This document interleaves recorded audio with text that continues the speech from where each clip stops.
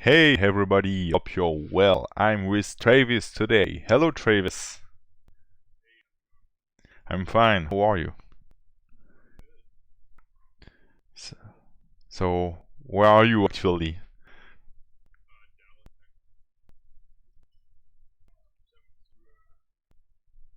That's great. That's great. So for all the people that doesn't know your work, can you tell a bit about yourself and I will show a bit of what you're doing on Instagram quickly.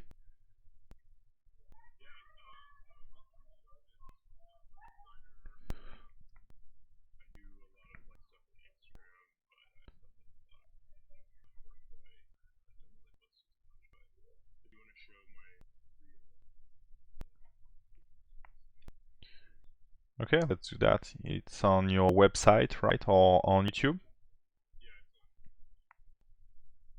Okay, let's watch it right now.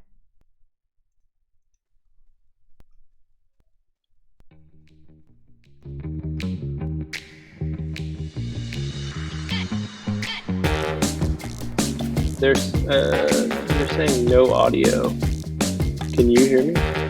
Yeah, actually I'm trying to see if people got audio now.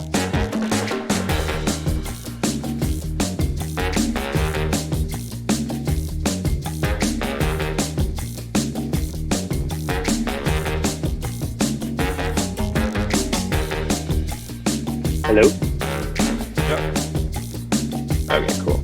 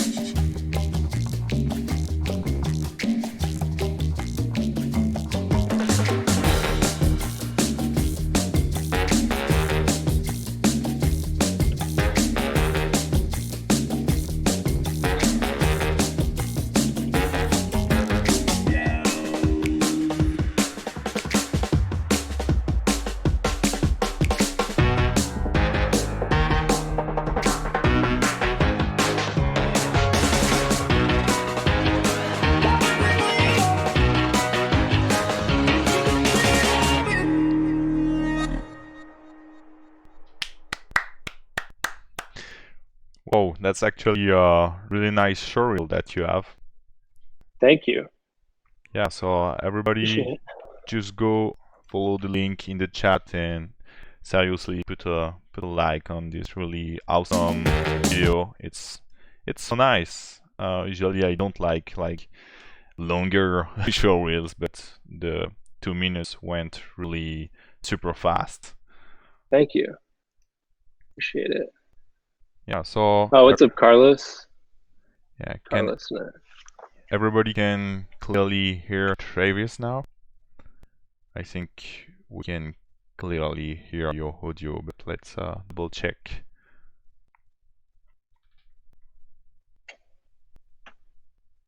Suspense. Hello? Hey, Just making sure. hey. Yeah, I think there's a little delay between. Yep, okay. Okay, cool. It's like 10. We are 10 seconds in the future, actually. Yeah, I've got like 4 screens and I'm watching all of this. I'm like, yeah, it's a little confusing. That's great. So, can you tell us a bit more about yourself? Where are you working now? When did you started? Why? And all the classic question, but super interesting to know. Sure. So I have been doing like creative work. I'm 23, but or 24. Wow. But I've been doing like creative work since I was like really young. I started using Blender when I was like 12 years old. So I like just liked doing 3D stuff. And then I did like an internship in high school in for like an animation department. Um, Started doing that and kind of learned like After Effects, and then I got into like design and like learned all the Adobe stuff. And so I did that for a while, and then I've been working with a friend of mine, like a bunch of my friends. We all kind of do like design or development or videography and animation stuff. So we kind of have a studio here. We've been doing this for like 6 years in Dallas. So that's sort of how. And then like I kind of got into Cinema 4D, I guess like 4.5, 5 years ago, like really heavy, and kind of started like just posting stuff to learn on Instagram. And then I just kind of started getting like some work from that, and then that's sort of like what I do full time now. So Yeah, it's really awesome. So actually, your passion just give you the opportunity to make a job out of it. yeah. That's really great. So what's your main software? I heard that you use Blender, now Cinema 4D. Yeah, I don't use Blender anymore. That was like just it was free, so I started with that like forever ago. I use just Cinema 4D, Octane, and then I'm obviously like After Effects and Adobe, but I am learning Houdini right now, but I'm still very much a beginner in that. So That's great. Can you explain for the beginners maybe why you choose the software over the other solution? That's a question that many people often ask. right. Yeah, I mean the like Cinema 4D, I just really like the interface, and like the MoGraph tools are like when I started using it, that was like, a huge thing because like not a lot of other softwares had things like that, I guess, from what I knew at least. And yeah, I started using Octane like on the screen where you're scrolling. That's like when I started using Octane, so probably like 3 years ago. And I pretty much chose it because like obviously it makes like beautiful like quality images, but it's also uh, like really fast. And I like didn't have that great of a computer because I wasn't really doing it full time. So like the speed of like rendering in Octane, because compared to like physical render, which is what I was using, was just like a huge draw. And now I'm like trying to start getting into like Redshift, and because that obviously Houdini has a lot of like connectivity with Redshift. So Yeah, that's really great. So if I understand correctly, you like always and always learning. yeah, for sure. Never like I feel like I've got a lot. It seems like this year I've had a little more time to sort of like get in just like full learning mode. Like I took a Houdini course and just like finally dove into that to try to start learning. But it's like fun to like learn new stuff because like you and I were talking before we started the live. It's just like Houdini has so many things that would be impossible or super difficult to make in Cinema 4D. So learning that is just like opens up doors that it's really great. So thank you. Yeah, and I can see that you're really productive. And in the chat, we've got someone called Ash Xenon that asked how we can stay productive every day. Yeah. Sorry. That's a good question. I feel like I have a lot of work, like client work that I work on, but I feel like there's obviously lulls in that. So sometimes it's busier than others. But to be honest, like that's kind of what my Instagram is like for me. Just like when you don't maybe have like a client project you're working on, or if you're like waiting on approval or doing that, just like I just make, these like animations for Instagram to sort of like just put it out there as like content. And I feel like that's helps me kind of keep working on the type of stuff that I want to do, and maybe like test out new things that I haven't really worked with as much, or like techniques.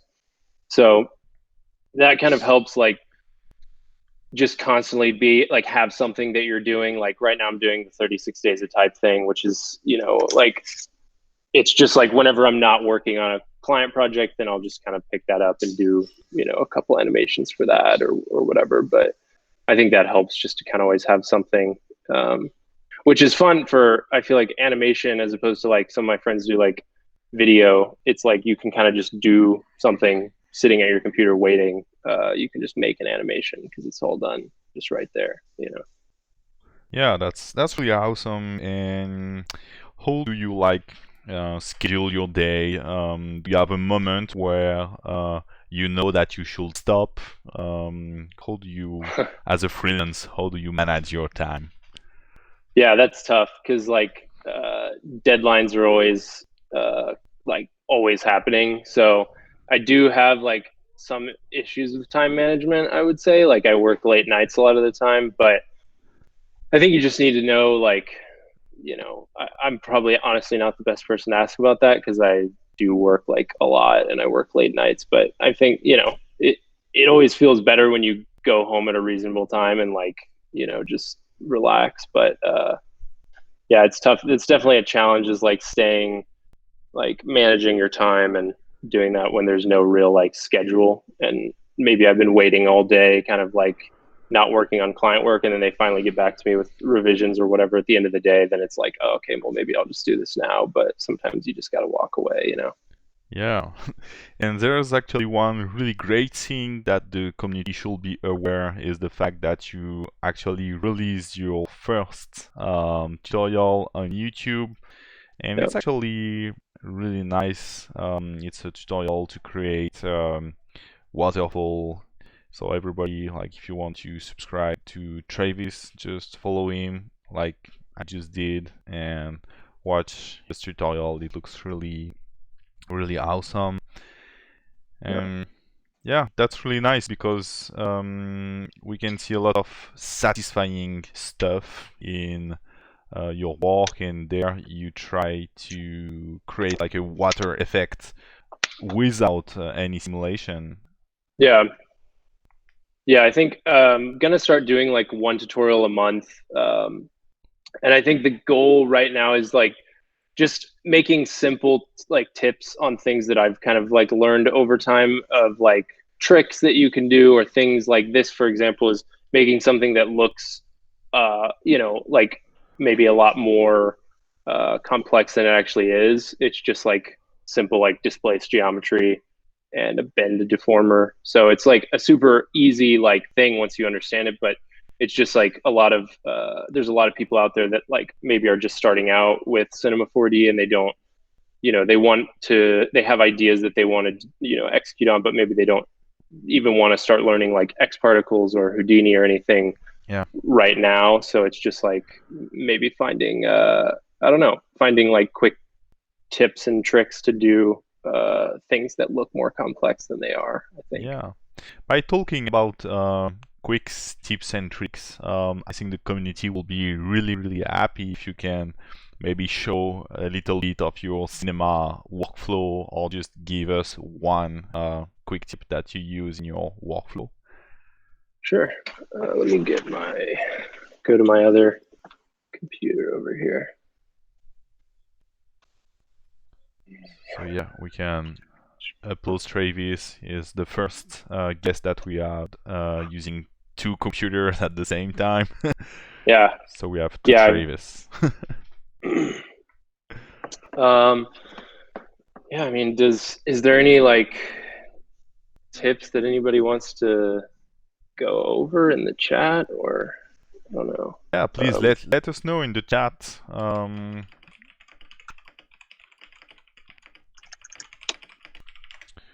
Any kind of stuff that you want Travis to display. And I think personally I'm just curious myself, like how do you start an idea? Do you start like to throw different type of object and just experiment? Do you get a reference and then start? Because Right. it's always easy to see the final project, but what's in the mind of the artist before it just starts. So personally, I'm Sure. curious about how do you start your projects? Right. Yeah, I mean, obviously every project's different, but I don't know.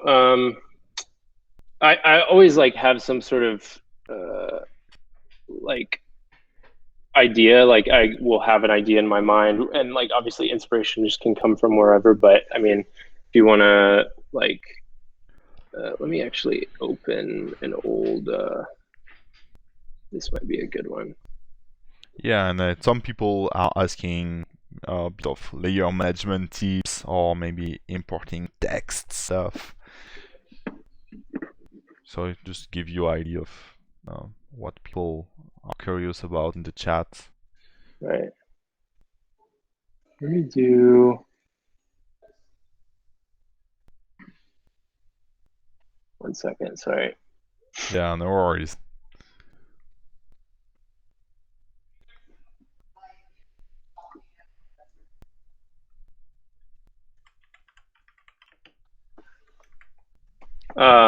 So Awesome. this animation, let's see.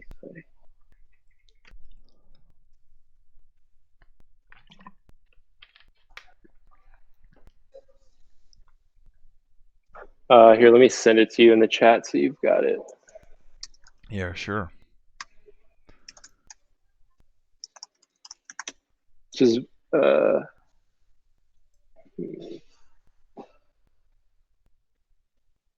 Did you send it? sending it right now here.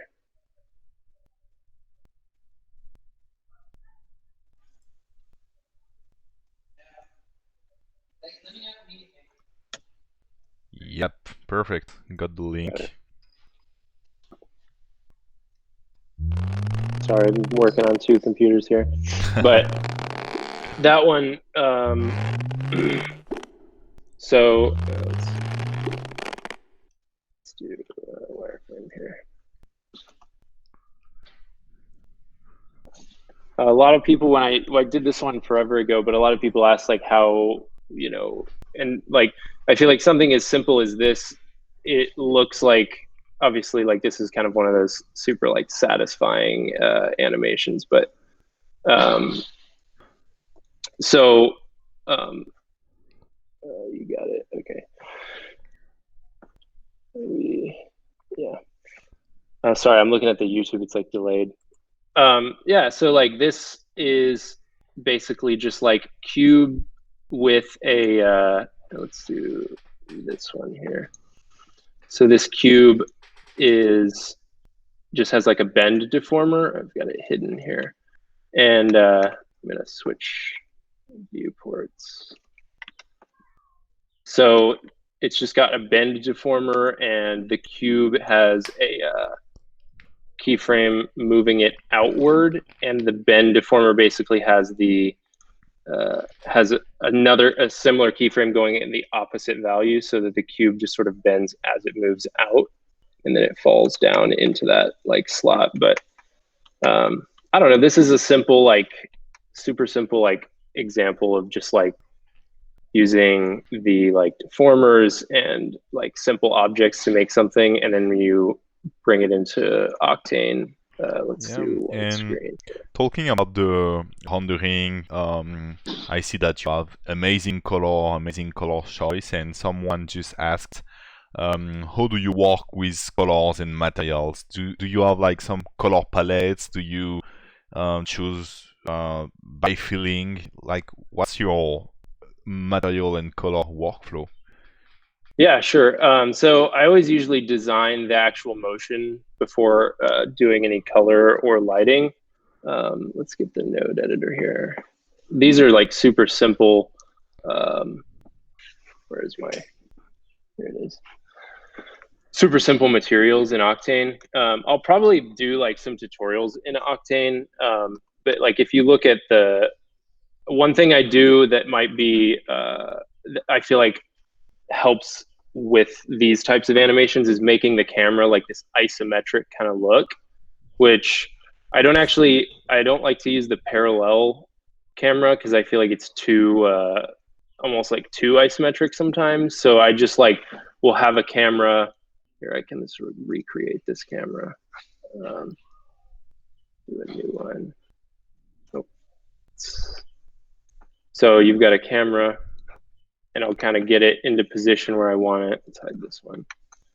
Like this, and then you can just zoom it in. really like tight, so it gives it sort of like this this like isometric look.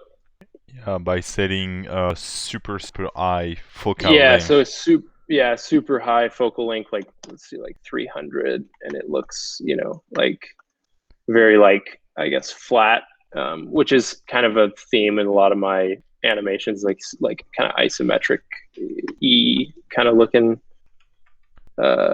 angles. And then like I don't know, the color, I a lot of times when I'm picking colors, I will base it on like, for my Instagram specifically, like if I just did a set of animations that's like orange, like this one, then the next one maybe I'll do like green or something that's like totally different.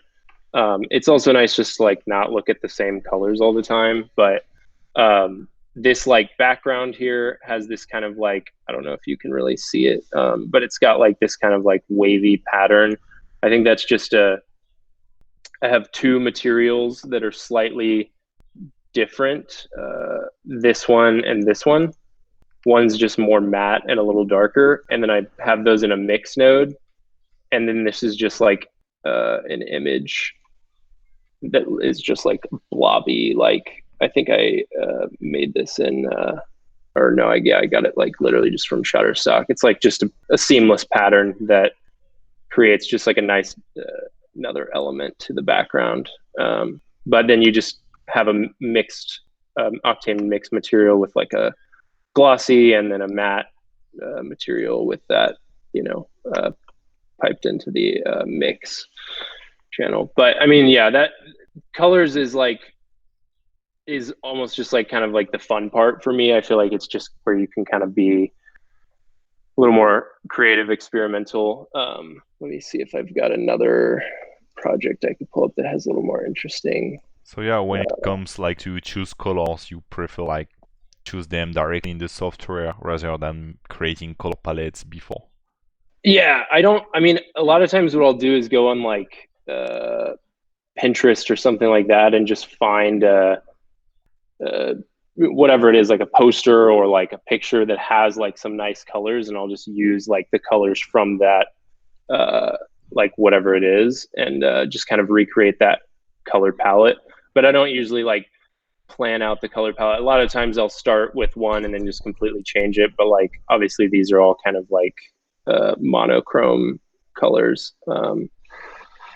Let's see, I've got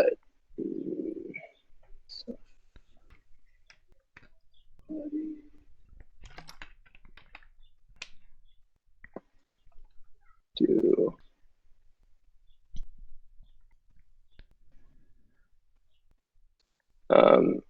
yeah, we could do this one. This is the animation I did for 36 Days of Type this year for F.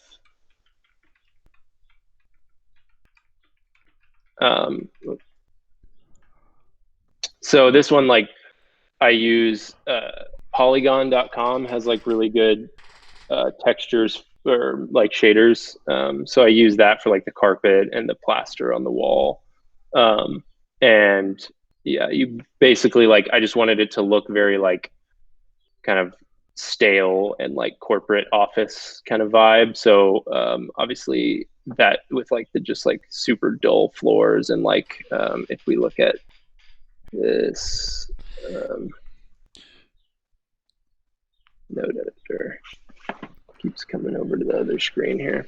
Yeah, that's cool to see also your color correction workflow. I can see that you use a lot like the Octane camera imager, and just after my question will be how much post production you use in your render, and how do you create it?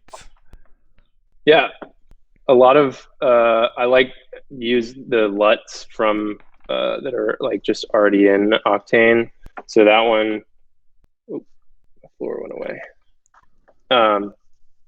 And then I did like a slightly tinted the white balance to like a warmer tone so that it gave it like that blue overcast, and then added like a little bit of the bloom in there. And then, this one I didn't really do too much in Octane. And then like the thing with Octane, I feel like you really don't even have to color correct a lot after the fact because it's so, like comprehensive within the actual just Octane itself.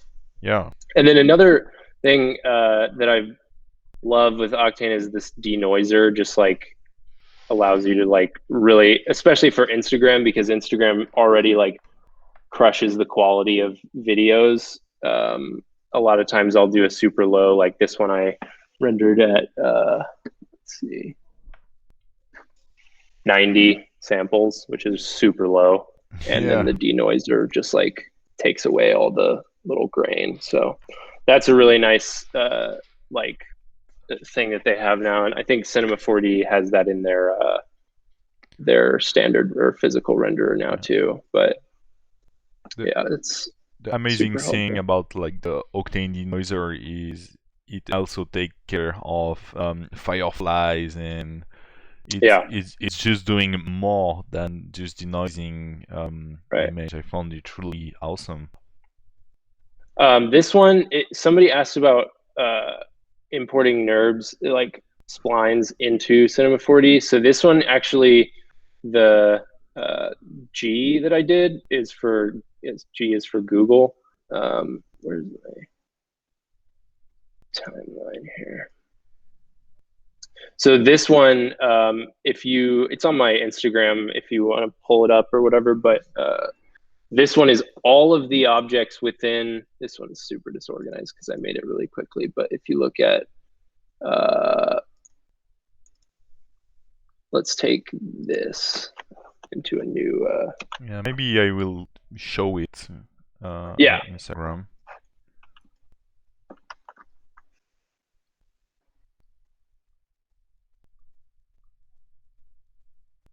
yeah, if you want to pull that up. But I can show you sort of the,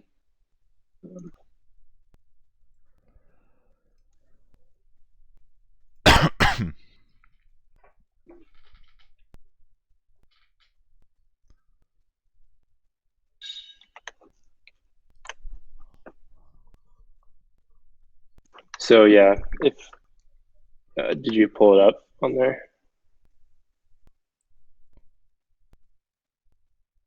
Yeah, you actually see your screen. Okay.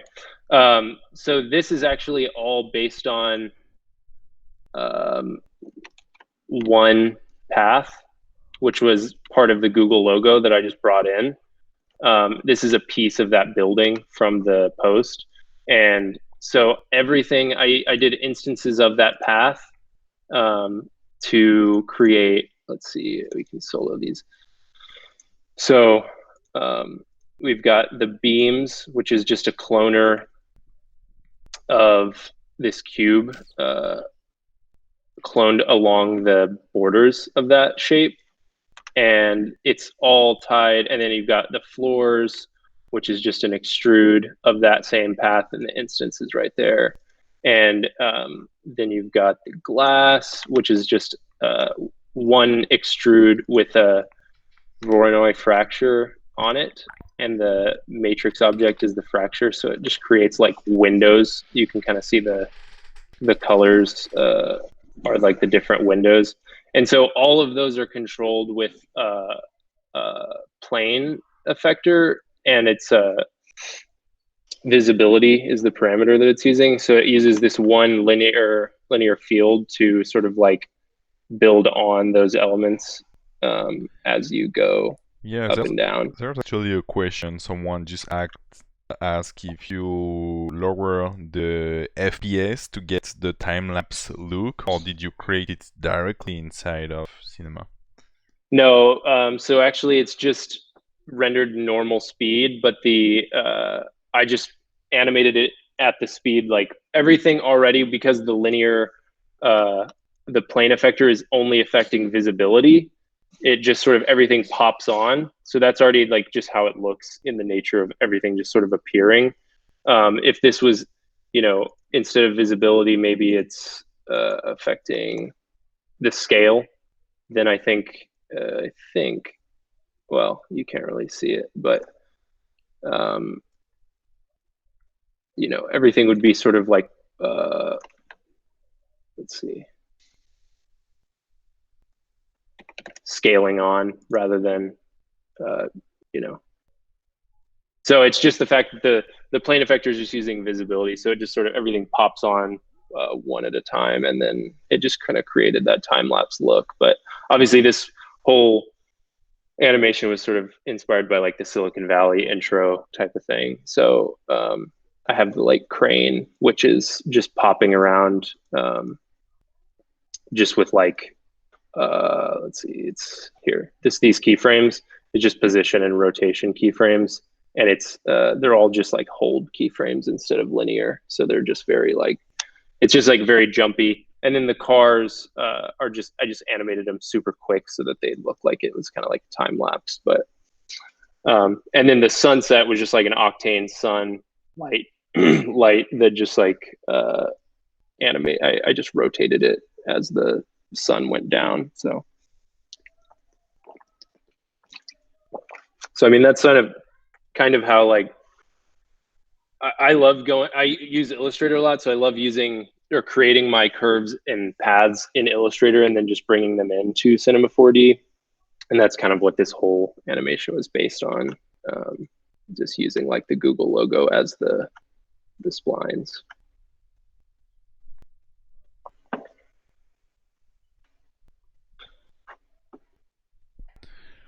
Yeah, it looks really awesome. Thanks for sharing those tips with the community. If you guys in the comment have any question, feel free to type them, and I will be sure to ask Travis.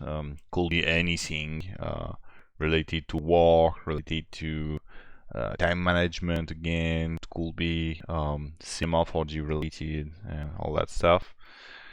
So yeah, it was really great to learn more about your process, and what I really love about your work is the color and the mood that you put on your work. So I'm curious to know more about your inspiration. Where do you find inspiration?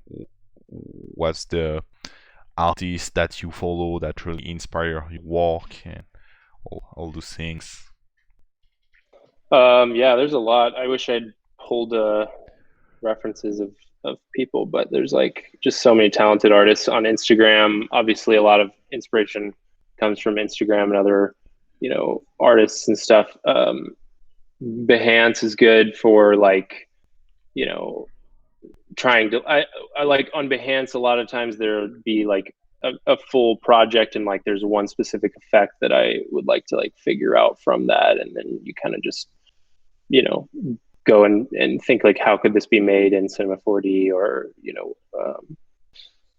yeah, there's inspiration could come from whatever. A lot of the colors and stuff, like I said, it's like it would be like Pinterest or like things that aren't necessarily animations that you could then pull like the look of it, or like a lot of photography or like architectural photography or whatever the like really whatever it is, it's like you can pull like the colors from this or like the lighting from that. Yeah, that's actually great. And do you have like special tools that you use to manage yourself and create a project, or is it really something? I use Notion a lot. Notion's like a note taking app. I keep a lot of like, if I do like a creative brief, I'll put it in there and like have all the like I'll have like all the like references and like description. Like it's just like a really good note taking software. I would like definitely suggest that. It's super cheap. I think it's like $10 a year, but it's I use that a lot. And then you can share those boards with clients. So I use that for clients for sure. Yeah, that's really great. And that's a more personal question, that you already have a bunch of work. Where do you see yourself in 10 years? I don't honestly, I have no idea. 10 years is a long time. I mean, I would like to still be doing this type of work. I feel like I don't really necessarily want to do like, I mean, film stuff. Feel like a lot of motion designers are interested in kind of getting into film. Uh, I feel like I really like kind of the type of work I do now. I'm not uninterested or disinterested in getting into like, doing short films or things like that. But I really just like, working with brands and sort of seeing how those, whatever it is that they're trying to like push or promote, like just doing creative like work for that type of stuff. So I don't know, 10 years is a long time. I've not really thought that far ahead, but I just like want to work with, bigger brands and more so just also I really enjoy working with brands that give a lot of like creative freedom or rely on me because I do for most of my clients I do the full process of like concepting, storyboarding. So it's like, and then actually animating. So it's like a lot of creative freedom. So I really enjoy that. And, I just really like being able to like manage my own schedule and kind of do my own, my own thing as well. That's great. We have a lot of people saying hi in the chat. Hi everybody, What's and up, everybody? we've got some cool questions. So someone is asking, did you start off with drawing before going into 3D? No, I mean, I'm not a like hand-drawn artist by any means. I can draw like basic, stuff. Like I I used to like draw like cartoons when I was a kid. I've other than that, I'm not like I do storyboard my own stuff, but they're not like super complex. I think I've got one like I'm not like a super like some people are just like my storyboards would be something like a little more like sketched, just kind of like rough to give an idea of like framing or composition. But no, I just started out like 3D and design. So Yeah, that's great. And we've got another question that I think every freelancer is asking is where do you find your clients and where your clients find you from? um, I think Instagram, to be honest, because like I just kind of stay on there like pretty consistently, or I try to. So I think that's where a lot of it comes from. But then something that is super important for people is when you get a client through whatever channel, like develop a good relationship with them, and they'll come back for return work. Like I work with some like smaller agencies and things like that, and they just always come back and kind of continue wanting to work with you if you're easy to work with and you develop like good relationships with them, where you're not just make it a good experience for them. And I really just try to like go above and beyond to make it an easy working experience. I think I use Slack with all my clients, so that helps kind of open that line of communication. So as you're wrapping up a project, you're like, what do you got coming up? You got anything else that you want to, work on or whatever? I feel like just developing good relationships with clients is a good way to kind of keep those clients coming back to you. And just having an overall better experience working with them. But I think most of mine have probably come from like Instagram or my website through Instagram. But that's kind of the I think that's where most of them come from. I don't usually like ask, hey, where did you find me or whatever. But yeah. That's great. There's another question. It's again Ash asking, does making daily renders and a big volume of work really help you to learn or making more complex scenes? Yeah, I think so. It's like I think the daily render stuff. Like I don't do them daily, but like the kind of those small little things, personal work on Instagram, like the satisfying videos or whatever. Definitely, when I was like first learning Cinema 4D, that was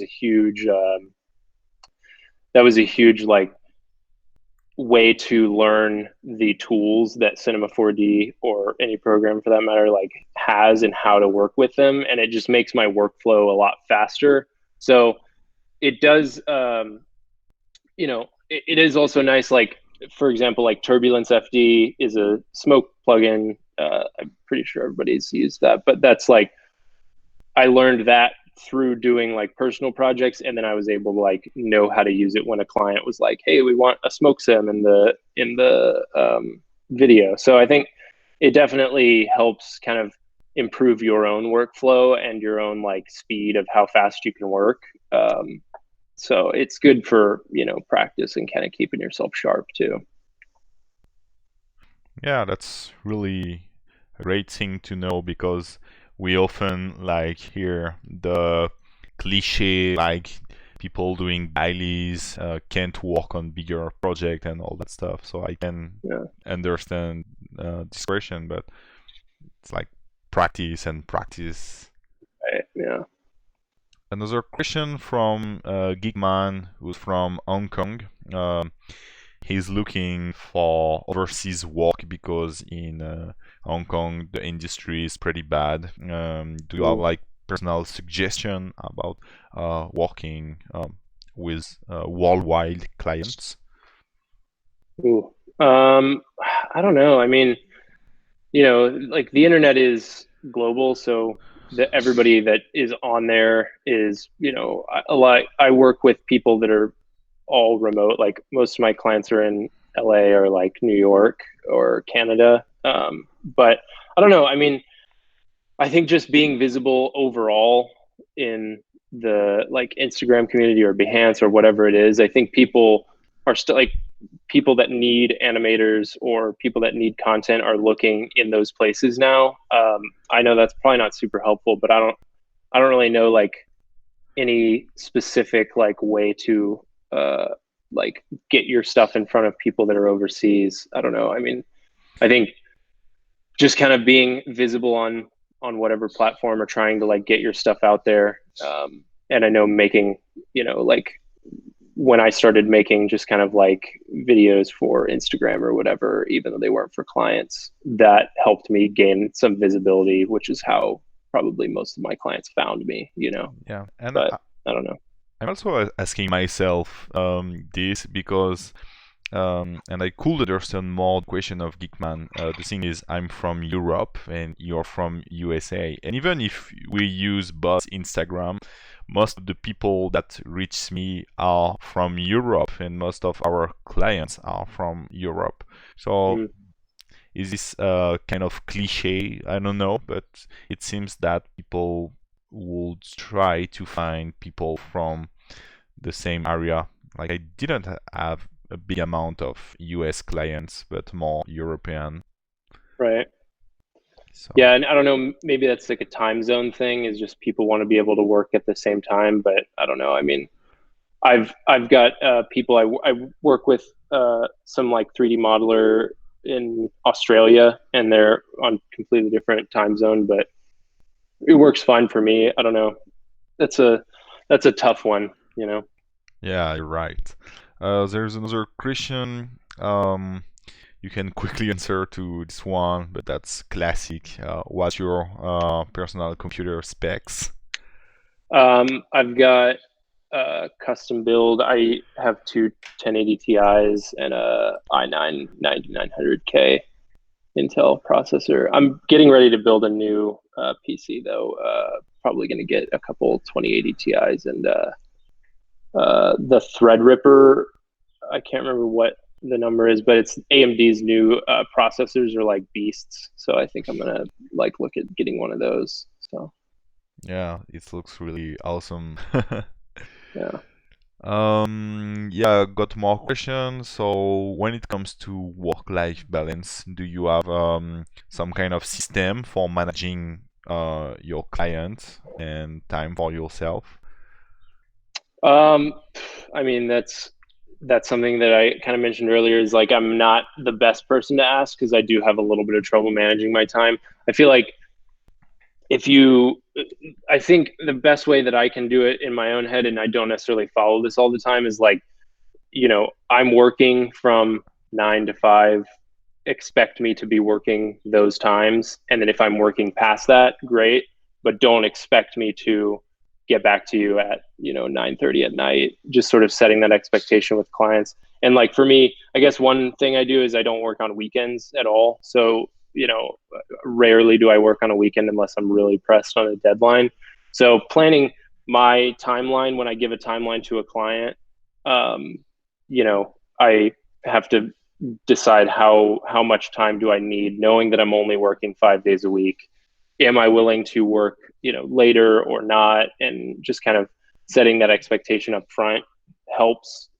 But like I said, I'm not the best at that. I definitely work a lot of late nights. So Um, that's good to know. So tips for freelancer will be like set a time even for your client. Just right, let your client know that you will not yeah, answer and not work on weekend. right.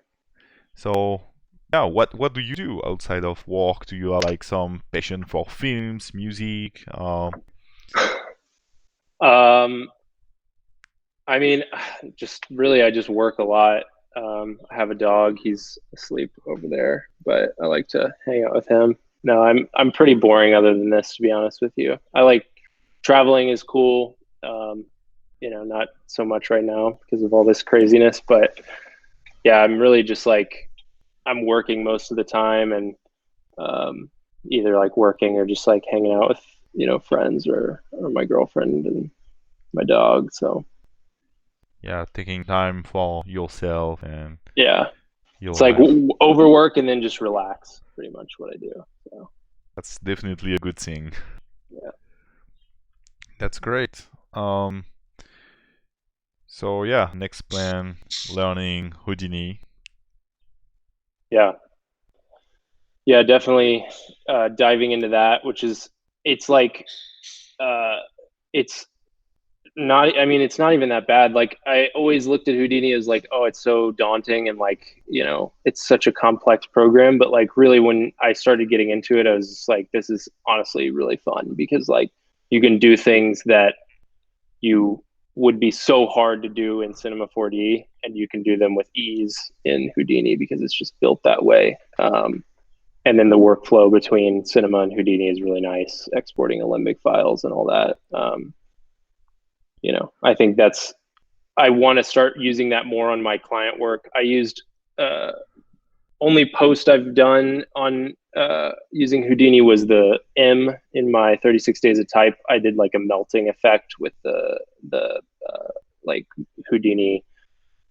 Forget the shelf tool, but it's like the melting dynamics. So hoping to use that more this year.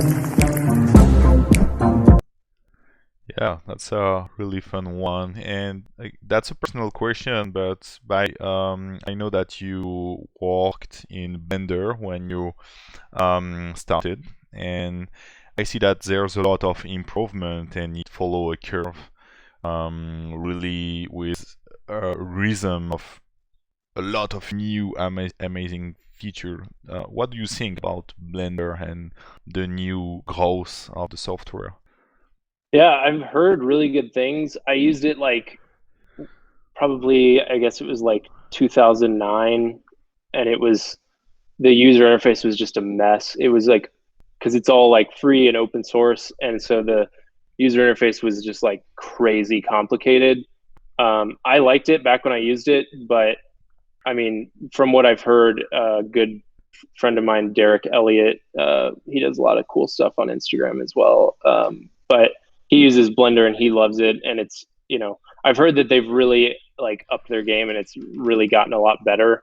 They added the new like render thing to it. I can't remember what it's called, but I really don't stay that up to date on it. But apparently they added like a new render system that's like really nice and really fast. So I don't know. I mean, uh, definitely like it's got a lot of capabilities. It can do fluid simulations just right inside of Blender. So if you're starting out and you don't want to invest in like Cinema 4D, like just do Blender. I've heard it's really, really gotten a lot better. So yeah, that's Derek's stuff on Yeah, that. that's really dope. I really love what he's doing, and I was already a subscriber. So Yeah. awesome. More question. Do you have like main plugin that you use or that you want to suggest to people? Yeah. So I use X particles is really nice. I just started using that like a year ago. I feel like it's really nice for Cinema 4D, like the workflow. It's so many like presets and things like that are just right out of the box, just work really well. Definitely suggest that. And the X Particles community of like, there's like content repository and their whole like tutorials and their video manual is like fantastic. So definitely check that out. I use Octane, obviously. Forester is from 3D Quakers. That is like a great plugin for plants and foliage and stuff. So I use that. I like, obviously if you want to do nature stuff, like that's just right out of the box. You can make a ton of stuff with that, and retexture with Octane or whatever you're using, and create really nice results. But you can also use like, I'll use the like a forester bamboo tree in just like in a like more like graphic-y kind of like fun animation a lot of times as well. Like if you just want to use like foreground objects, like there's some stuff on my Instagram that's got let's see, yeah, this, I'll send it to the chat here. Yes, say it to me. This one, like I used forester plants for, you'll pull it up there, but forester plants sort of in the foreground for that. It's just like nice to have a giant library of plants that if you ever want to use. Yeah, actually you can set movements to the plants. It just looks Yeah, awesome. yeah, you can do like wind and stuff like that. It's just very like dynamic, I feel like. And then Turbulence FD I use as well. Great for just like smoke simulations and fire and stuff like that. I use the Ho Rope. Pasha Ho is the guy that I think made that. That is his Instagram name, but his plugin Ho Rope is really nice for creating like dynamic ropes and like chords and things like that. Super simple. You just like make a spline and then it turns into like a dynamic rope. It's really, Yeah, I really just useful. saw that. I didn't try it, but it looks really great. It's like Yeah. a quite popular effect that we saw from the guys like Man versus Machine guys and stuff. It's really, really great. Yeah, super nice. And then I use Ranch Computing render farm, and they have like a plugin that's like makes it easy to just like export your scene and render it. So that's another one. But yeah, I mean that's pretty much it. Obviously, like in After Effects, I use like the video copilot stuff as well. But yeah, that's pretty much it for Cinema 4D. Yeah, so yeah, last question. So Dot is asking, what was the latest difficult moment you had when creating, and how long did it take to figure it out? Good question.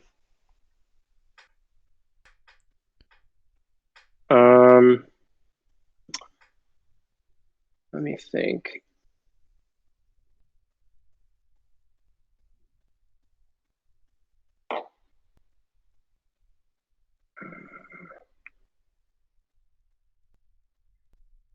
I don't know. I mean, I feel like I always run into issues. I've got like probably a million examples of things, but I can't think of anything off the top of my head. There's no problem. Yeah, I guess. I mean, definitely definitely run into issues, but I can't think of anything right now. Yeah, so thanks everybody for being there in the chat. If you guys have some latest question just before we stop, please let us know in the comments and in the chat, and we will ask Travis. And Travis, thanks again for being there, sharing your experience, your tips, and your really amazing work.